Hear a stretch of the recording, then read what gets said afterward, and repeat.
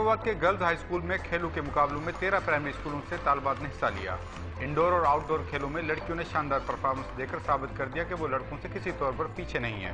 बहुत खुशी महसूस हो रही है, हमें आज मिला है। हमें ये अपील करते हैं कि आगे भी हमारे प्रोग्राम होते रहें, आगे भी हमें हिस्सा मिले, हम जीते।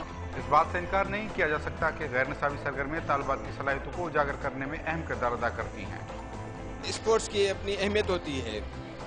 ये स्पोर्ट्स है, इस वक्त तरह के जगन इवेंट्स होते रहेंगे तो जाहिर है बच्चों में सलाहियतें जगन और बढ़ेंगी।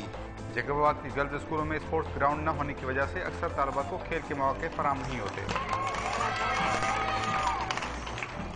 जहाँ पे तालीम लाजमी है वहाँ पे ये को करिकुलर एक्टिविटीज़ जो हैं वो बच्चों की जो है के लिए बहुत ही लाजमी है और इससे हमें जो है एक नया टैलेंट जो है ना बच्चों का सामने आ रहा है। मुकाबलों के इख्तिताम पर जीतने वाली तालबात में इनामात भी तकसीम किए गए।